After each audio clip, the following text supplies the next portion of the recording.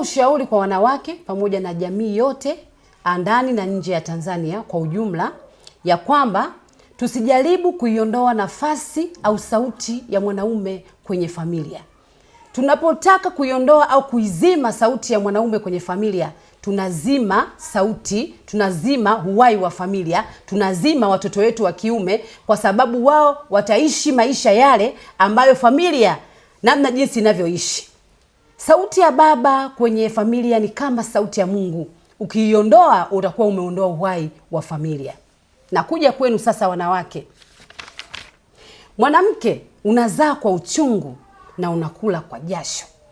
Sio mpango wa Mungu katika maisha yetu, hapana. Mungu alishatoa ile laana pale kwamba wewe utazaa kwa uchungu na tamaa yako itakuwa kwa mumeo, na mumeo atatafuta chakula kwa jasho ili kuiprotect familia. Ndio maana mwanaume anakwenda kuchumbia, anatoa mahali, amejiaminisha kabisa mbele ya wazazi wako kwamba ana uwezo wa kukutunza mpaka siku utakapoondoka chini ya jua. Kwa hiyo hata kama umepata kipato kikubwa au umemzidi mumeo kipato, jitahidi usimtoe mwanaume katika nafasi yake.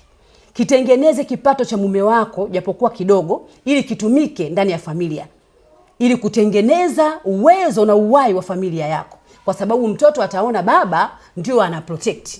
Sijakataa, unaweza ukapenyeza rupia kwenye uzia, lakini kwa namna ambayo mwanaume asitegemee kusema kwamba mke wangu ni lazima afanye hivi.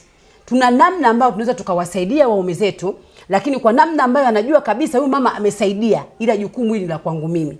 Sijakataa usimsaidie mume wako, lakini tafuta namna, njia nzuri, ili baba asijibweteke akaona kwamba wewe ni lazima au wewe una haki kufanya kitu kama hicho.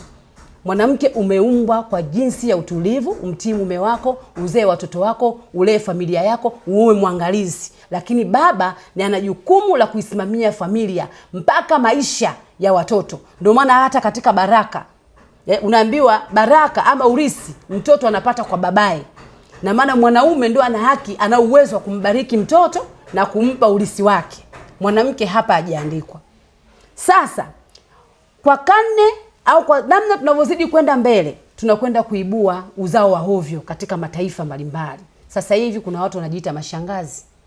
Yaani watu hawa ndio wanazidi kudidimiza uzao wa mtoto wa kiume katika nchi au katika taifa.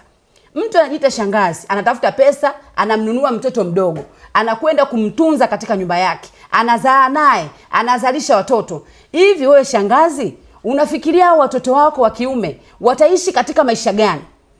Watajihesabia haki, wataona kwamba wao wana haki ya kutunzwa, kwa sababu wanaona maisha unayoishi wewe na huyo kijana unayemfuga ndio baba yao, lakini wewe ndio unasimamia kila kitu. Tunatengeneza kizazi kibaya, na hapa ndipo makundi aina ya mashoga, watoto wa kunajisiwa yanaanza kutokea hapa. Mimi Mrs. Kigogo ninapinga.